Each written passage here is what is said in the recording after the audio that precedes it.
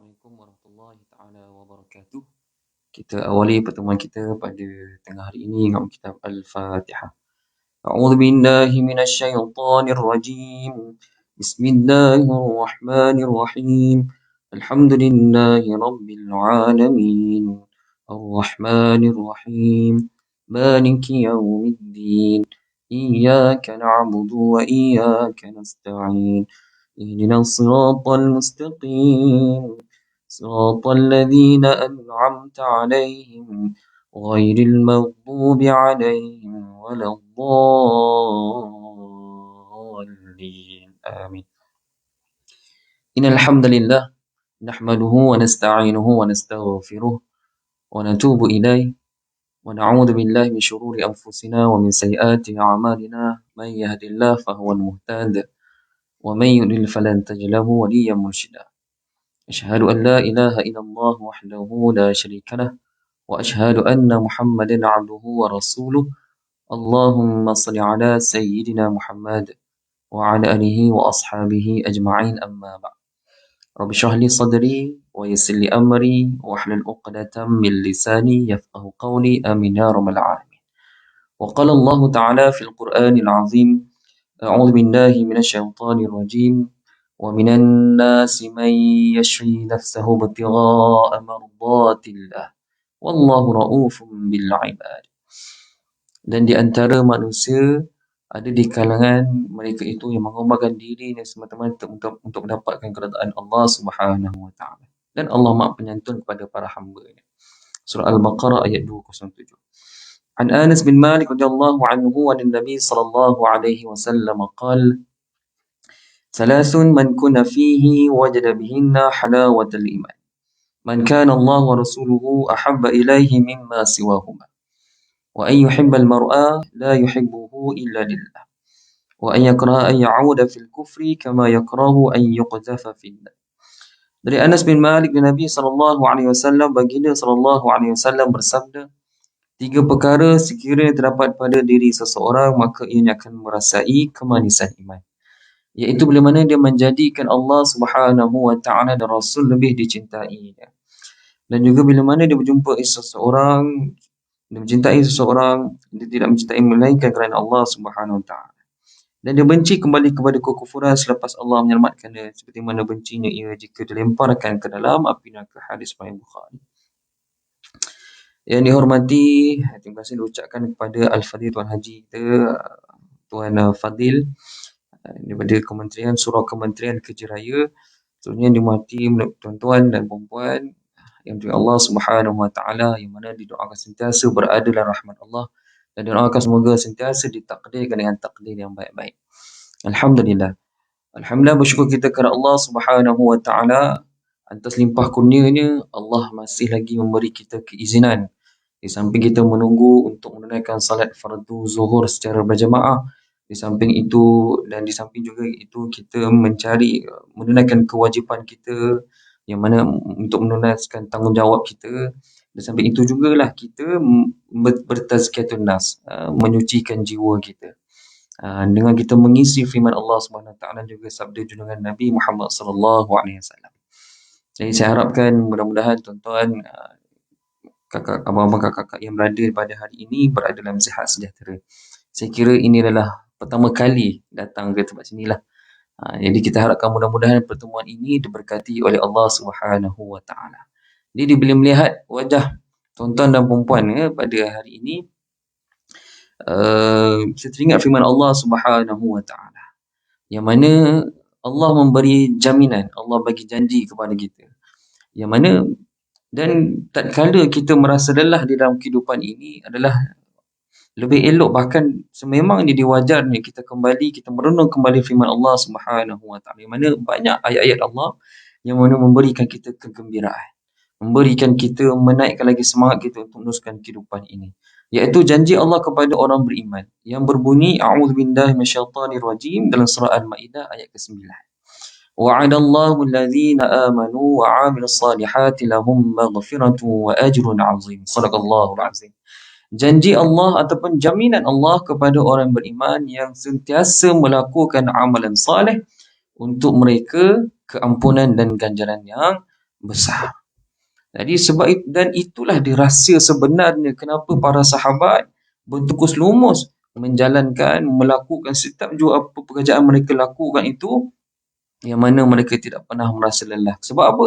Sebab mereka meyakini akan janji-janji Allah yang telah disampaikan oleh sabda Nabi Muhammad sallallahu alaihi wasallam. Sebab apa tuan-tuan? Sebab kita selaku manusia ini kadang-kala biasalah, ada kekurangan. Tak kala kita merasa lenguh, kita merasa lemah, tak boleh menghadapi ujian-ujian di atas muka bumi ini. Sebab itulah pentingnya kita kembali kepada firman Allah Subhanahu Wa Taala. Jadi lihat, dan pada hari ini kita akan bicarakan sebenarnya dalam hakikat kebahagiaan. Apakah maksud kebahagiaan yang sebenar? Sebab kalau kita lihat kan isu-isu yang berlaku di kalangan kita, di sekeliling kita, terutama umat Islam ini, ramai di antara umat Islam ini mereka mencari kebahagiaan yang mana sehingga ada kala mereka pun terikut-ikut kepada golongan yang kufur kepada Allah SWT. Itu yang bahaya. Jadi tanggungjawab kita apa? Tanggungjawab kita adalah kita menyebarluaskan ilmu Allah ini. Di samping itu kita mengingatkan diri ini akan hakikat sebenar kehidupan ini. Jadi sebab itulah pertamanya saya teringat akan satu kata-kata hikmah dan seorang hamba Allah yang dia adalah seorang perempuan sebenarnya yang bernama Jarwal, yang bernama yang dipanggil Mukhadram, yang hidup pada awal kemunculan Islam. Bila tak kala menerima hidayah Islam, lantas terkeluar kata-kata hikmahnya bila mana dia memiliki Islam itu, dia melihat keindahan yang di dalam Islam itu. Katanya apa? Walastu ara sa'adah jam'a malin walakinna at-taqiyya huwa sa'id. Aku tidak melihat kebahagiaan hakiki dengan himpunan harta, tetapi aku melihat orang yang bertakwa itulah yang sebenarnya orang yang bahagia. Maksudnya yang pertama tuan-tuan, untuk mendapat kebahagiaan yang sebenarnya adalah dengan kita mengikuti golongan dikasihi oleh Allah Subhanahu Wa Taala, iaitu di antaranya adalah menjadi orang yang bertakwa kepada Allah Subhanahu Wa Taala. Sebelum itu kita lihat dulu kata Imam Al-Ghazali dalam Ihya Ulumuddin bila mencarakan bab hakikat kebahagiaan. Apa kata Imam Al-Ghazali? Imam Al-Ghazali ini tuan-tuan di Allah Subhanahu Wa Taala sekalian, di antara ulama yang mana waktu zaman kegemilangan Islam, pemerintah Abbasiyah itu, waktu itu umat Islam berada dalam harta limpah ruah tuan-tuan. Kaya raya. Kaya umat Islam pada waktu itu, ketika itu, sehingga kan Spanyol pun di bawah jadi pusat pemerintahan utama Islam. Kalau tuan-tuan kajilah khilafah Islamiah pada zaman waktu ketika itu. Jadi maka bila mana Islam makin berkembang, sudah tentulah penganut Islam itu terdiri pelbagai etnik dan juga lapisan dan juga fahaman, ideologi. Dan waktu itu yang berlakunya ideologi yang kemuncak berlakunya pelbagai falsafah. Biasanya waktu itu falsafah Yunani lah. Sebab itulah kalau tuan-tuan baca kisah-kisah susu galuh Sufism ni, mereka mencari jalan kebenaran ini pening kepala. Macam-macam ayat falsafah. Jadi Imam Ghazali ini satu tokoh yang ke depan yang membetulkan balik fahaman umat Islam agar tidak terpengaruh falsafah yang ke arah yang mana akhir sekali akan menafikan kewujudan Allah Subhanahu Wa Taala. Apa kata Imam Al-Ghazali? Iaitu bahagia ialah ketika mana manusia berada di dalam satu puncak. Puncak dikatakan puncak ketakwaan. Itulah merupakan salah satu nikmat daripada Allah Subhanahu Wa Taala. Jadi bila ditanya, Ustaz, apakah amalan orang yang bertakwa itu? Di antaranya Allah Subhanahu Wa Taala telah menjelaskan dalam firman-Nya, iaitu alladzina yunfiquna fis sarra wad dharra wal kadhimina al ghaidh wal 'afina 'anil nas wallahu yuhibbul muhsinin. Iaitu di antaranya adalah mereka yang sentiasa menafkahkan waktu ketika mana susah dan bersenang. Walaupun dia susah, dia tetap juga berjuang di jalan Allah. Pada hari ini tuan-tuan, kita berjuang, kita yang keluar bekerja ini juga dikategori sebagai orang yang berjuang di jalan Allah, mencari nafkah untuk menyara keluarga kita, menyara isteri, anak-anak kita, suami kita, sebagai membantu suami kita. Itu juga adalah salah satu cabang-cabang berjuang di jalan Allah. Yang paling penting nawa itu sebenarnya. Nawa itu kita mencari datang hidup ke bumi kerana apa? Itu saja. Kemudian wal kadhimin al-ghaiz, mereka yang menahan kemarahan. Mereka tidak mudah marah. Tidak mudah melenting akan satu perkara terutama isu-isu kecil lah. Kalau kita lihat tuan-tuan sekarang ni, ramai manusia berada dalam emosi yang mana kalau kita lihat banyak emosi mereka dalam kesakitan. Sebab itulah kita kena kembali mengingati Allah SWT. Dan seterusnya, wal'afina 'anil nas, mereka yang mudah memaafkan kesalahan. Jadi bila mana kalau kita lihat dalam satu organisasi, misalnya contohnya, kalau anak buah tu melakukan kesalahan yang mana yang boleh diperbaiki, bolehlah sambil kita memperbaiki kesalahan tersebut, sambil itulah kita memaafkan buat tersebut. Sebab apa? Wallahu yuhibbul muhsinin. Allah menyukai orang sentiasa melakukan kebaikan. Jadi tuan-tuan, kalau kita lihat, saya cukup suka cukup menarik satu buku yang dikarang oleh Dr. Aid Al-Qarani. Satu buku yang masyhur yang dinamakan La Tahzan, jangan bersedih. Yang mana dalam buku tersebut beliau membawakan sabda Nabi Muhammad sallallahu alaihi wasallam akan hakikat sebenar kehidupan di dunia ini. Apa sabda Nabi? Nabi sallallahu alaihi wasallam menyatakan bahawa kun fid dunya ka'annaka gharib aw 'abiru sabil. Jadilah engkau di dunia ini seperti orang asing ataupun musafir. Maksudnya, bila mana kita mengetahui akan hakikat kehidupan yang sebenarnya, maka sudah tentulah kita akan menjadikan dunia ini sebagai tempat persinggahan sementara sebelum untuk kita menuju ke destinasi yang sebenarnya. Jadi, yang mana caranya adalah mereka menjadikan dunia ini adalah sebagai wasilah ataupun sebagai alat sahaja untuk kita menuju ke destinasi kita sebenarnya, destinasi yang sebenar. Jadi bila mana kita menjadikan dunia ini sebagai alat, sudah tentulah segala permasalahan itu, segala ujian menimpa kita itu akan kita dapat melalui dengan insya-Allah dengan atas izin Allah, dengan mudahnya, dengan rasa tenangnya. Jadi sebab inilah realiti kehidupan dunia ini. Kehidupan yang mana umpama orang asing yang jauh daripada tempat asalnya, yang mana dia akan sentiasa merindui tempat asalnya, iaitu di sisi Allah Subhanahu wa taala. Daripada Allah kita datang dan kepada Allah juga kita akan kembali. Kalau kita baca dalam Quran pun dah cerita dah asal-usul kita bagaimana, yang mana kita berasal daripada Allah Subhanahu wa taala, dan mana kita akan kembali kepada Allah Subhanahu wa taala. Dan kalau kita lihat juga tuan-tuan, kehidupan para sahabat, mereka ini tidak pernah merasa lelah dalam kehidupan mereka. Sebab apa? Kebahagiaan menurut para sahabat adalah sesuatu perkara yang tidak banyak menyibukkan. Yang kehidupan yang sangat sederhana dan ataupun rendah daya tarikannya. Maksudnya, mereka tidak terlalu menjadikan apa yang mereka ada pada diri mereka itu untuk mengganggu tumpuan utama mereka untuk menuju ke akhirat yang kekal abadi. Jadi, dunia ini sebenarnya adalah sebagai satu alat sahaja untuk kita. Sebab itulah firman Allah Subhanahu wa taala menyatakan bahawa surah At-Taubah ayat yang ke-120, A'udzu billahi minasyaitonir rajim, dzalika bi annahum la yusibuhum zama'un wala nasabun wala makhmasatun fi sabilillah wala yata'una mawti'an yaghidul kuffar wala yanaluna man 'aduwan nailan illa kutiba lahum bihi 'amalun salih. Sadaqallahul azim. Yang mana Allah menyatakan yang bermaksud, yang demikian kerana sesungguhnya tiap-tiap kali mereka merasai dahaga dan merasai lelah dan juga merasa lapar dalam perjuangan perjalanan Allah, dan tiap-tiap kali mereka menjejak sesuatu tempat yang menimbulkan kemarahan orang-orang kafir, dan juga tiap-tiap kali mereka menderita sesuatu yang mencederakan dari pihak musuh, yang mana melainkan kesemuanya itu dituliskan bagi mereka pahala amal salih. Allahu Akbar tuan-tuan. Hebatnya kita, indahnya kita menjadi umat Islam ini, bahawa setiap penat lelah kita ini dibayar oleh Allah Subhanahu wa taala. Sebab itulah saya buka tadi bila mana saya lihat wajah tuan-tuan tadi. Jelas kelihatan wajah masing-masing yang mana Allah SWT berjaminan bagi siapa yang melakukan amalan soleh untuk mereka keampunan dan ganjaran yang besar.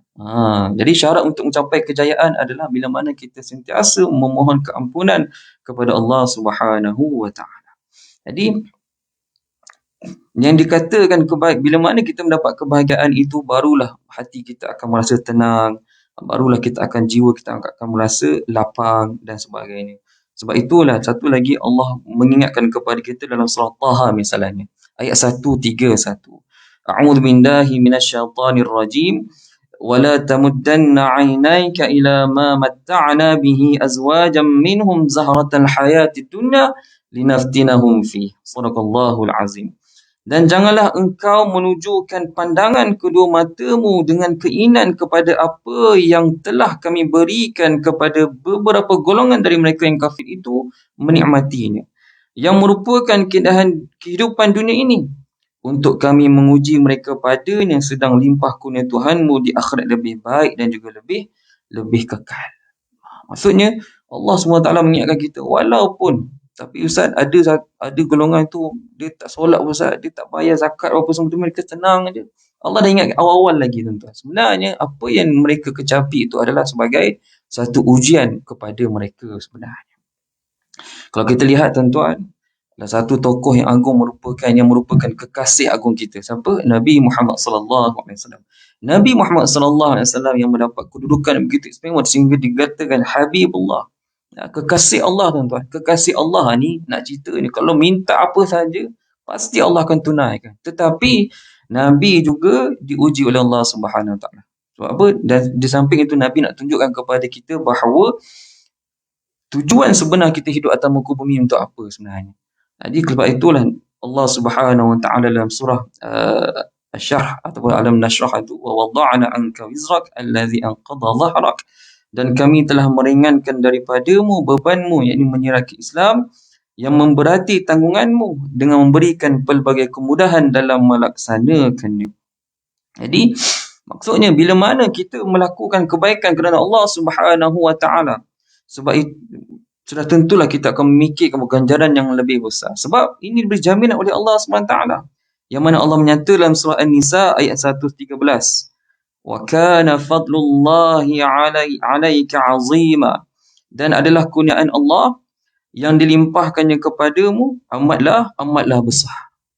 Maksudnya, kalau kita fahami ayat ini tuan-tuan, di dalam tafsir fi zilal Quranul Karim, kata Syekh Qutb rahimahullah ta'ala. Syekh Qutb ni di antara tokoh yang hidup pada zaman Imam Syahid Imam Hasan Al-Banna tuan-tuan. Waktu itu umat Islam berada di dalam kehidupan yang selepas masa tu sakibaki pemerintahan Khalifah Utsmaniyah. Waktu itu tuan-tuan, umat Islam berperang, pelbagai ideologi ni, kehidupan mereka dah ke arah kebaratan, ada ramai di kalangan anak-anak muda meninggalkan solat sebagainya. Jadi bangun tokoh mujaddid ni, di antaranya yang bangun itu Syekh Qutb ini. Bila membahaskan firman Allah ni, apa kata Syekh Qutb? Dia kata dalam surah An-Nisa ayat 113 ini, itulah nikmat yang dibangkitkan oleh Allah Subhanahu Wa Taala kepada manusia di muka bumi ini. Yang mana itulah nikmat yang menjadikan manusia lahir bersama dengan satu kelahiran yang baru dan wujud dengannya sebagaimana ia wujud bagi pertama kalinya dengan tiupan roh yang pertama dari Allah. Itulah nikmat yang telah memungut umat manusia dari kaki bukit jahiliyah untuk membawa mereka naik ke kemuncaknya melalui sistem hidup Rabbani yang unik dan mengagumkan. Dan itulah nikmat yang tidak diketahui nilainya melainkan oleh orang-orang yang telah mengenal hakikat Islam dan hakikat jahiliyah. Sama ada jahiliyah masa silam atau jahiliyah masa kini, dan mengecapi Islam dan mengecapi jahiliyah.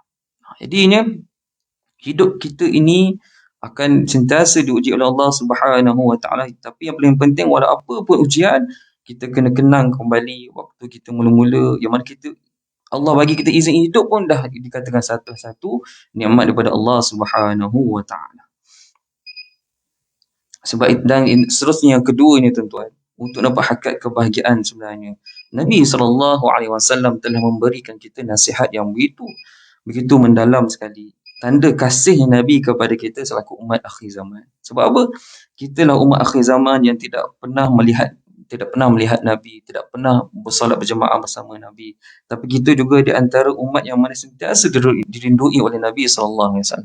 Sebab itulah Nabi meninggalkan pesanan yang apa sabda Nabi daripada Nawas bin Sam'an radhiyallahu anhu. Nabi berpesan, al-birru husnul khuluq wal ithmu ma haka fi sadrika wa karihta an yattali'a alaihi an-nas. Kebaikan adalah dengan berakhlak yang mulia, sedangkan dosa adalah sesuatu yang menggelisahkan. Ketika mana dosa tersebut dilakukan, tentu engkau tidak suka hal itu nampak di tengah-tengah manusia. Ini maksud yang keduanya adalah untuk kita mencapai kebahagiaan hakiki adalah dengan kita melakukan amal kebaikan. Iaitu kebaikan yang mana digaris oleh syariat Islam.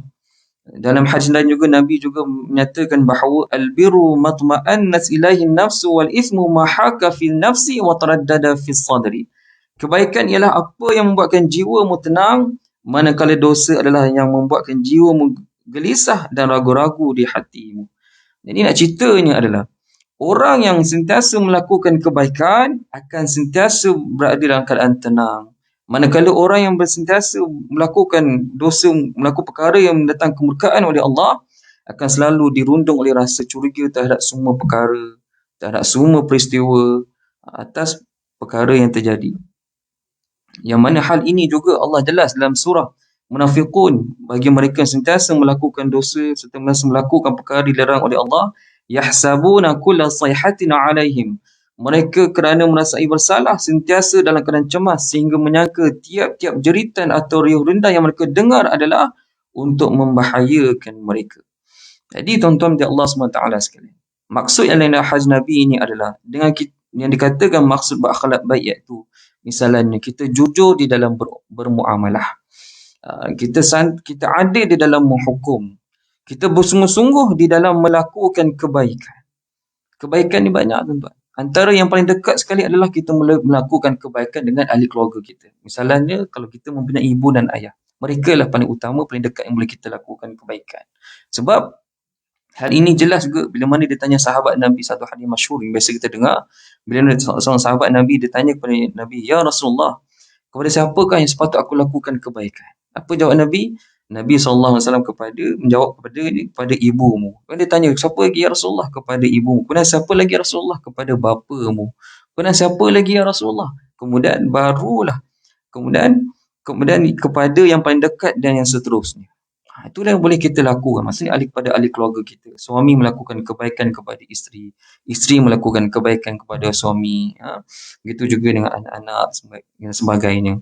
Yang mana kalau tuan-tuan lihat, di antara untuk menjadikan jalan-jalan untuk menjadikan rumah kita seperti syurga, tuan-tuan, iaitu bila mana di dalamnya ada pembacaan Al-Quran ataupun pembacaan hadis Nabi SAW. Kita boleh lakukan sebulan, seminggu sekali ke, seminggu 2 kali ke, sebulan sekali ke, sebagainya. Yang penting ada pembacaan Al-Quran. Kita membaca bersama dengan ahli keluarga kita, bersama isteri kita, bersama anak-anak kita. Sebab bila mana dalam rumah itu adanya solat berjemaah, ada bacaan Al-Quran, rumah itu akan dipayungi rahmat, akan didatangi oleh malaikat mendoakan keampunan bagi keluarga tersebut. Barulah kita balik rumah seseronok, tuan-tuan. Macam sekarang alhamdulillah saya lihat banyak institusi, bahkan di institusi jabatan-jabatan pun banyak menganjurkan kuliah-kuliah duha, pembacaan hadis Nabi sallallahu alaihi wasallam. Kadang ada satu tempat itu tuan-tuan, pada kalangan mereka waktu pagi sebelum mulakan kerja. Kalau di Jabatan Agama Islam Wilayah Persekutuan, sebelum mereka mulakan kerja, mereka akan baca Quran. Ketua jabatan akan panggil anak buah dia, bilik mesyuarat, baca Quran. Tak banyak, kejap je, ambil masa dalam 10 minit je. Baca setengah ayat, kemudian ditafsirkan apa ayat ini nyatakan sebenarnya. Itu satu usaha yang perlu diteruskan, satu usaha yang baik. Sebab apa? Bila mana lebih-lebih lagi waktu kita sedang kita bekerja mencari nafkah ni, bila mana kita mulai dengan mencari rahmat daripada Allah SWT. Jadi mudah-mudahan kerja kita itu akan diberkati oleh Allah. Menjadikan organisasi kita menjadi organisasi yang hebat. Menjadikan setiap pekerjaan kita itu akan dicatat oleh Allah sebagai satu amalan yang baik.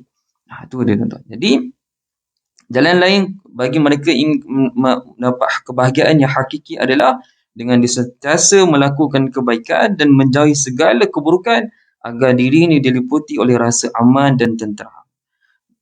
Allah Subhanahu Wa Taala juga menasihati kita dalam surah Al-An'am ayat 82, iaitu allazina amanu wa lam yalbisu imanahum bizulmin ulaika lahumul amnu wa hum muhtadun.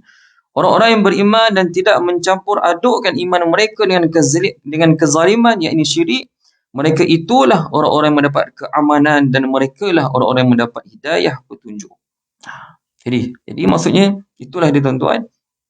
Yang keduanya adalah untuk dapat kebahagiaan hakiki adalah dengan kita melakukan amalan kebaikan. Jadi syarat melakukan amalan kebaikan itu tidaklah seseorang itu mencampur adukkan perkara perkara syirik kepada Allah Subhanahu wa taala, umpama menjadikan penolong kepada Allah Subhanahu wa taala. Baik. Seterusnya, sebab itulah bagi orang yang sentiasa melakukan amalan kebaikan ini juga, Allah Subhanahu wa taala juga dalam surah Nabi sallallahu alaihi wasallam juga menyatakan bahawa riwayat Muslim, innallaha yuhibbul 'abda at-taqiyal ghaniyya khafiyya. Sesungguhnya Allah mencintai seorang hamba yang kaya lagi bertakwa, yang tidak menonjolkan diri. Lebih lagi bagi mereka yang mempunyai kedudukan yang tinggi. Mereka tidak mempergunakan kedudukan itu dengan sewenang-wenangnya. Itu dia tuan-tuan.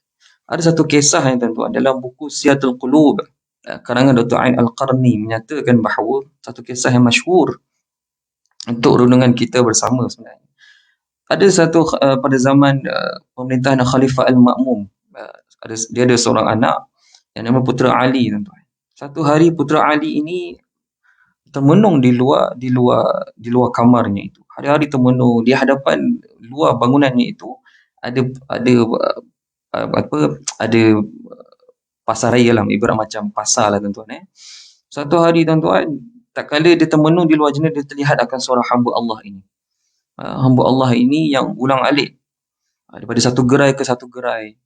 Rupanya hamba Allah ni kerja sebagai apa? Sebagai pengangkut barang. Dia angkut barang, dia satu gerai ke satu gerai, dia ambil upah angkat barang.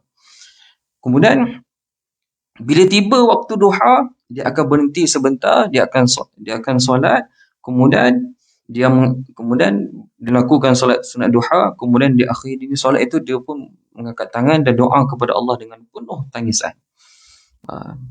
Begitu juga dengan solat zuhur juga tuan-tuan, dia berdoa dengan penuh tangisan. Dan begitulah saban hari anak si khalifah ni dilihat, hari-hari dilihat. Satu hari tuan-tuan, hati terjentik untuk memanggil hamba Allah ini. Lantas diarahkan pengawal tersebut untuk memanggil hamba Allah tersebut. Jadi pendek cerita, pengawal datanglah jumpa hamba Allah ini tadi. Datang jumpa hamba Allah yang tadi, dia berjumpa, wahai si fulan, ada anak khalifah ingin berjumpa dengan kamu. Pada zaman dahulu tuan-tuan, nak cerita ni kerajaan pada zaman dahulu, kalau kita tuan-tuan lihat khalifah dulu amat tegas. Jadi mereka biasanya dia panggil tu maksudnya ada masalah lah. Jadi hamba Allah dia takut, apalah masalah yang telah aku lakukan sehingga khalifah panggil aku ni. Lantas dia terkeluar kalimah ni, menyatakan bahawa hasbunallah wa ni'mal wakil. Kalimah ini sebenarnya pernah juga diucap oleh moyang Nabi Muhammad sallallahu alaihi wasallam. Siapa? Nabi Ibrahim alaihi salam. Ingat tak lagi peristiwa waktu Nabi Ibrahim dilemparkan di dalam api yang besar? Waktu dah hasil betapa tingginya ketakwaan Nabi Ibrahim itu sehingga diselamatkan oleh Allah SWT, menyebabkan api itu rasa sejuk. Bahkan kalimah ini juga pernah diucap oleh Nabi Muhammad sallallahu alaihi wasallam waktu peristiwa peperangan yang besar. Tak silap saya, peperangan Khandaq, tak silap. Bila Nabi ucap hasbunallah wa ni'mal wakil, kalimah itu diangkat, lantas Allah menyatakan bahawa aku bersama dengan hamba-Ku ini. Jadi bila mana kita ada masalah tuan-tuan, biasalah kadang-kadang bila bersama dengan kehidupan kita ini, bila mana kita dah buat kerja sungguh-sungguh, tiba-tiba orang claim pula kerja kita yang kita buat tu dia punya kredit pula. Itu masalah tu. Ataupun kadang-kadang kita dizalimi dan sebagainya. Jadi kita boleh mengucapkan hasbunallah wa ni'mal wakil. Mana ayat ni merupakan ketauhidan yang tinggi, meletakkan bahawa Allah lah menjadi pelindung kita dan Allah lah sebenarnya sebaik-baik penolong kepada kita. Jadi hamba Allah mengucap hasbunallah wa ni'mal wakil, hasbunallah wa ni'mal wakil. Jadi pendek cerita, dia pun dihadap kepada khalifah tadi. Jadi orang miskin tadi pun masuk menemui putera anak khalifah tadi yang bernama Ali bin Ma'mum tadi. Kemudian bila melihat khalifah tersebut, khalifah bertanya kepada si hamba Allah ni, adakah engkau kenal siapa aku? Jadi jawab si hamba Allah ni, aku tidak pernah melihatmu, maka aku tidak kenal. Jadi jawab dia khalifah ni, aku adalah anak khalifah. Anak khalifah. Jadi ini anak khalifah. Dia cuma tahu nama je, tapi orang dia tak tahu. Kemudian ditanya oleh khalifah ni, apakah pekerjaanmu? Walaupun dia dah tahu saja tanya, apakah pekerjaanmu? Aku bekerja bersama hamba-hamba Allah di negeri Allah, jawab si miskin. So, masa tu tengah takut tuan-tuan. Tengah takut. Jadi, apa jawab khalifah ni? Aku telah melihatmu selama beberapa hari terakhir ini dan aku lihat kamu begitu sengsara, maka aku ingin meringankan penderitaanmu. Kemudian bila dengar tawaran itu, jadi si hamba Allah tanya kembali, dengan cara apakah Tuan akan melakukannya? Iaitu kamu dan keluarga kamu boleh tinggal di dalam tempatku ini bersama denganku, yang mana kamu akan hidup senang, yang mempunyai tempat tinggal, makan dan minum tanpa ada sebarang kesusahan dan kesulitan, serta tanpa ada penderitaan dan kesedihan. Jawab si khalifah tersebut, putera khalifah tersebut. Apa dinyata oleh hamba Allah tadi bila mana diberi tawaran? Ini satu, kata apabila seseorang itu meletakkan ketahidan yang tinggi kepada Allah, kita lihat bagaimana jawapan tersebut. Iaitu menyatakan bahawa, wahai putera khalifah, tiada kesusahan bagi orang yang tidak berdosa, tidak ada penderitaan bagi orang yang tidak derhaka, dan tidak ada kesedihan bagi orang yang tidak melakukan kejahatan. Adapun orang yang berpetang hari dalam kemurkaan Allah dan berbagi hari dalam keadaan derhaka terhadap Allah, maka dia adalah orang yang selalu ditimpa kesusahan, kesedihan dan penderitaan. Melihat akan jawapan hamba Allah tersebut, jadi anak si khalifah terpegun lah.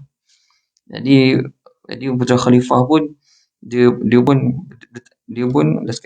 akhir sekali dia pun membenarkan lepas bagi hadiah apa semua, dia membenarkan si hamba Allah tadi balik. Kemudian sahaban hari sama malam dia pun termenung melihat akan ucapan si miskin tadi yang penuh keimanan pada hatinya. Satu malam tuan-tuan, putera khalifah ini bermimpi. Dia terdengar satu suara, iaitu sehingga terbangun dari tidurnya. Yang mana suara itu menyeru kepadanya, bangunlah wahai orang yang banyak tidur. Sampai bilakah keadaan seperti ini? Dunia ini adalah negeri yang fana. Semuanya yang ada pastilah lenyap. Kebaikannya pula sangat sedikit, sedang keburukannya amat banyak. Usia di dunia semakin berkurangan dan keburukan makin bertambah.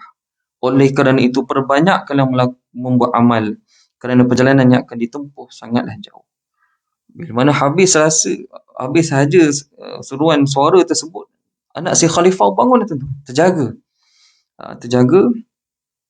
Satu hari tiba-tiba dia mengatakan kepada pengawal itu bahawa dia akan keluar bermusafir tempat yang jauh tuan-tuan. Jauh. Jadi pengawal bertanya, kenapa engkau musafir? Kata putera khalifah, aku ingin muhasabah diriku ini dan ternyata aku sentiasa berada dalam kealpaan. Yang mana tidur, maka aku ingin berhijrah kepada Allah dengan membawa rohku. Jadi dia pun pergi tuan-tuan, perjalanan jauh. Dalam perjalanan tersebut dia berjumpa seorang saudagar. Kemudian dia pun bekerja dengan saudagar tersebut. Saudagar tak kenal dia tu anak khalifah. Bekerja bertahun-tahun sehinggalah menemui ajalnya. Waktu nak sampai ajal itu, si putera khalifah ini pun meninggal satu wasiat. Wahai tuanku, sebenarnya ini adalah cincin yang mana seandainya kalau kau serahkan cincin ini kepada orang mencariku, ketahuilah mereka akan ketahui akan keadaanku yang sebenar. Jadi pendek cerita tuan-tuan, pengawal tadi sebab dah terlalu lama sangat. Jadi pengawal ini, ayah si putera khalifah makmum memerintahkan pengawal untuk mencari anaknya serata pelosok tempat. Akhir sekali bila ditunjukkan gambar kenal sekali, jumpa seorang saudagar. Saudagar kata, aku kenal hamba Allah ini. Dia pernah bekerja dengan aku. Kemudian ditunjukkan cincin tersebut. Jadi pengawal kata apa kepada saudagar tadi? Tahukah kamu itulah anak khalifah? Terkejut saudagar tu. Subhanallah. Sewaktu dia bersama denganku, arwah ini dicerita bahawa dia tidak pernah setiap hari dia akan menghafal Al-Quran. Bahkan dia tidak pernah meninggalkan puasa sunat setiap hari Isnin dan Khamis. Pada waktu malam hari tidurnya sedikit, dipenuhi dengan qiyamul munajat kepada Allah Subhanahu Wa Taala. Seolah-olah dia akan mati, dia akan tinggal dunia sebuah selama-lamanya. Rupa-rupanya dia sedang mencari kebahagiaan yang hakiki.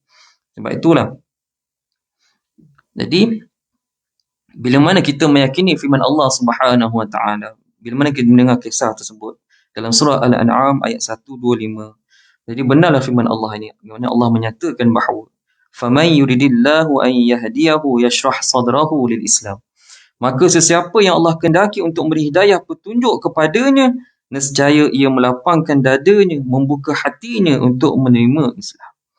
Jadi kaum muslimin ti Allah Subhanahu Wa Taala sekalian. Jadi bila mana ditanya Imam Nawawi, apakah maksud kekayaan yang sebenarnya? Kata Imam Nawawi, kekayaan sebenarnya adalah kekayaan jiwa, dan inilah kekayaan yang dicintai oleh Allah Subhanahu wa taala. Itu dia. Jadi, bila mana kita memiliki jiwa yang besar, bila mana kita meyakini bahawa kehidupan kita yang sebenarnya, barulah kita tidak akan banyak membuang masa. Buang masa bagaimana? Kata guru kami almarhum Tuan Guru Haji Harudin. Saya suka sangat tuan-tuan. Di antara nasihatnya adalah manusia pada hari ini banyak membuang masa. Sebenarnya memang betul tuan-tuan. Nasihat itu memang relevan. Buang masa bagaimana? Di antaranya suka berkelahi di antara satu sama lain. Masalah yang kecil diperbesarkan. Misalnya suka menindas di antara satu sama lain. Sebab kerana apa? Kerana ada kepentingan diri sendiri. Tapi bila mana kalau kita lihat kehidupan kita ini yang tak lama ni tuan-tuan, sudah tentulah kita akan meninggalkan hal tersebut. Sebab itulah pesanan almarhum juga tuan-tuan, menyatakan kepada kita, perbanyakkan doa kebaikan sesama kita. Lebih-lebih lagi dalam sebuah keluarga tuan-tuan. Suami mendoakan kebaikan untuk isterinya, isteri mendoakan kebaikan untuk suami dia, dan anak mendoakan kebaikan untuk adik ibu bapanya. Sebab hidup ni tak lama. Jangan nanti bila mana salah seorang sudah menjadi mayat tubuh kaku, barulah kita nak mohon maaf. Barulah kita nak lakukan kebaikan pada waktu itu dah terlambat dah tuan-tuan. Ataupun kita waktu itu dah dipanggil oleh Allah, barulah kita nak taubat, nak minta maaf balik. Waktu itu dah terlambat dah. Sebab itulah dalam Tazkiyatun Nafs tuan-tuan, karangan Imam Sihawi rahimahullah ta'ala, banyak menceritakan bahawa hubungan di antara manusia ini, mereka ini lupa dalam mereka mencari keredaan Allah. Mereka lupa sebenarnya tanggungjawab mereka itu, iaitu hubungan baik sesama manusia. Tanggungjawab mereka sama manusia. Itu dia. Jadi sebab itulah bila mana kita diberi pelbagai kelebihan, marilah sama kita. Di samping itu juga dalam kisah ini juga yang nak mengajar kepada kita, Islam juga tidak menghalang untuk kita mengecapi kekayaan, kemewahan. Bahkan digalakkan. Sebab apa? Sebab Nabi SAW mengiktiraf, bahkan memberi penghargaan, mengiktiraf golongan ini, mana al-yadul ulya khairun minal yadi as-sufla. Tangan yang berada di atas lebih baik daripada tangan yang di bawah. Sebenarnya. Jadi bila mana kita memiliki kekayaan tapi kita tidak guna kekayaan untuk kepentingan, tapi kita guna kekayaan itu untuk jalan Islam. Di antaranya bila mana kita melihat sahabat-sahabat yang susah dalam kesusahan, kita dah membantu orang ke depan membantu tersebut. Ataupun bila mana adanya program-program yang bentuk ke arah ke arah kebaikan, kita lah orang pertama yang ke depan untuk meraihkan program tersebut. Jadi muslimin minta Allah Subhanahu wa taala sekalian, untuk akhirnya saya tinggal pada tuan-tuan sekalian, mari sama kita renung dalam surah Al-Mu'minun dan kita doakan mudah-mudahan Allah Subhanahu wa taala menjadikan kita satu golongan yang dikatakan inilah golongan orang berjaya di dunia dan akhirat. Yang mana a'udzubillahi minasyaitanir rajim, qad aflahal mu'minun allazina hum fi salatihim khashi'un wallazina hum 'anil lagwi mu'ridun wallazina hum lizzakati fa'ilun والذين هم لفروجهم حافظون إلا على أزواجهم أو ما ملكت أيمانهم فإنهم غير ملومين فمن ابتغى وراء ذلك فأولئك هم العادون والذين هم لأماناتهم وعهدهم راعون والذين هم على صلواتهم يحافظون أولئك هم الوارثون الذين يرثون الفردوس هم فيها خالدون صدق الله العظيم. Sesungguhnya berjayalah orang-orang yang beriman, iaitu mereka yang khusyuk di dalam solatnya, dan mereka yang menjauhkan diri dari perbuatan dan perkataan yang sia-sia, dan mereka yang berusaha membersihkan hartanya, yakni dengan menunaikan zakat harta itu, dan mereka menjaga kehormatannya, kecuali kepada isterinya atau hamba sahayanya, maka sesungguhnya mereka tidak tercela. Kemudian sesiapa yang mengingini selain dari yang demikian, maka mereka lah orang-orang yang melampaui batas. Dan mereka yang menjaga amanah dan janjinya, dan mereka yang tetap melihara solatnya, mereka itulah orang-orang yang berhak mewarisi, yang akan mewarisi syurga Firdaus, mereka kekal di dalamnya. Subhanallah tuan-tuan. Tadi mari sama kita kembali mencontohi akhlak Nabi SAW, iaitu dia ditanya bagaimanakah akhlak Nabi? Akhlak Nabi ibarat adalah Al-Quran. Itu ibarat qad aflahal mu'minun wallazina hum 'ala salawatihim yuhafizun. Itu mereka yang menjaga solatnya. Dalam solat juga itu juga tuan-tuan, waktu-waktu yang mana banyak tempat-tempat mustajab, di antaranya adalah kebetulan dengan akhir zaman ini, dan kita tinggalkan pesanan Nabi itu. Bahkan juga pesanan ini juga pernah diucapkan oleh guru kami juga, almarhum Allahyarham Tuan Guru Ustaz Ismail Kamus, Jangan kita tinggalkan doa ini. 4 perkara tuan-tuan. Tuan-tuan pun hafal doa tu. Yang mana doa selepas tahiyat akhir sebelum salam. Iaitu dalam doa tersebut Nabi ajar kepada kita untuk minta perlindungan kepada Allah, perlindungan azab api neraka. Apa lagi? Nabi juga ajar kepada kita minta perlindungan kepada Allah daripada azab kubur. Yang paling penting ketiga ni apa? Iaitu perlindungan kepada Allah pada fitnah kehidupan dan kematian. Fitnah kehidupan bagaimana? Fitnah kehidupan ni ada di kalangan yang kita takut tuan-tuan. Bila mana Allah beri kita pelbagai kenikmatan ataupun Allah tarik kenikmatan. Ada setengah mereka golongan ini bila mana Allah bagi kenikmatan membuatkan mereka leka dan lalai. Membuat mereka jauh dari Allah SWT. Ada juga di kalangan mereka ini mana ditarik kenikmatan, mereka kufur kepada Allah. Mereka mencari jalan lain untuk menunaikan hajat mereka. Itu juga satu perkara yang datang bahaya. Sebab itulah Nabi ajar kepada kita supaya minta kepada Allah dijauh perlindungan pada fitnah kehidupan dan juga fitnah kematian. Fitnah kematian pula bagaimana? Kita takut-takut nanti kita minta kepada Allah supaya Allah mengakhiri kehidupan kita dalam kehidupan yang baik. Yang paling terakhir sekali, Nabi juga ajar kepada kita supaya minta perlindungan kepada Allah, iaitu perlindungan daripada fitnah Masih Dajjal. Kenapa tuan-tuan? Nabi Isa dinamakan Al-Masih dan Dajjal juga dinamakan Al-Masih. Sebab apa? Datangnya Nabi Isa AS dinama Al-Masih Isa AS, iaitu Nabi Isa ni datang, Masih tu maksudnya menyapu tuan-tuan. Dia datang menukar, menyapu bersih kejahatan, kejahilan kepada kebenaran. Tetapi Dajjal ini dia datang daripada kebenaran kepada kejahatan, kesesatan, menyebabkan manusia itu berada dalam kejahiliah yang menyebabkan mereka berpaling pada Allah Subhanahu Wa Taala. Itu kita risau tu. Jadi mudah-mudahan Allah SWT memberi kita kekuatan iman dalam kita mengharungi kehidupan yang mendatang ini. InsyaAllah. Jadi tuan-tuan minta Allah SWT sekali-kali cukuplah sekadar itu sahaja. InsyaAllah kita akan jumpa lagi pada pertemuan yang akan datang. Kita akan bicara lagi kalau sempat. Ada satu lagi amalan yang mana yang menarik. Golongan-golongan dikasihi oleh Allah Subhanahu Wa Taala. Yang mana golongan ini yang mana sentiasa mendapat perhatian oleh Allah. Yang mana dirindui penduduk langit dan bumi. Bahkan disentiasa di golongan ini juga Allah menyebut nama-nama mereka. Jadi apakah amalan mereka menyebabkan Allah SWT, menyebabkan kedudukan mereka begitu tinggi di sisi Allah Subhanahu Wa Taala. InsyaAllah kalau ada masa kita akan jumpa lagi kalau ada rezeki kita jumpa lagi pertemuan akan datang. Untuk akhirnya saya kira cukuplah sekadar itu sahaja. Saya ucapkan terima kasih pada yang hadir pada hari ini di atas segala komitmen dan kerjasama. Saya mohon ribuan kemaafan di atas segala kekurangan dan kelemahan. InsyaAllah. Dan mudah-mudahan yang paling penting sesamalah kita doakan kebaikan di antara sesama kita. Bila mana kita letakkan tujuan kita kerana Allah, insyaAllah apa yang datang itu kita akan dapat harunginya dengan mudah atas bimbingan daripada Allah SWT. Untuk akhirnya saya kira kita tanggung dulu pertemuan kita dengan tasbih kafarah dan suratul Asr. Subhanakallah wa bihamdika asyhadu an la ilaha illa anta astaghfiruka wa atubu ilaik. Bismillahirrahmanirrahim. Wal 'asri innal insana fi khusr illa alladhina amanu wa 'amilus salihat وتواصوا بالحق وتواصوا بالصبر. بسم الله الرحمن الرحيم. الحمد لله رب العالمين والصلاة والسلام على أشرف الأنبياء والمرسلين وعلى آله وصحبه أجمعين. اللهم قوي إيماننا يا الله, teguhkanlah kami ya Allah, teguhkanlah keimanan kami, wa wahai sufufana, eratkanlah perhubungan sesama kami, wa jama' qulubana ala muhabbatik, himpunlah satukan hati kami dalam mentaati segala perintahmu ya Allah, wa adkhilna bi rahmatika fi ibadika salihin. Ya Allah, golongkanlah kami ya Allah dengan rahmatmu dalam golongan hamba-mu yang saleh. Wa sallallahu alaihi wasallam Muhammad wa ala alihi wa ashabi ajma'in walhamdulillahi alamin. Amin ya rabbal alamin. Taqabbalallahu minkum minna wa minkum taqabbalallahu wa billahi taufiq hidayah. Wassalamu alaikum warahmatullahi taala wabarakatuh.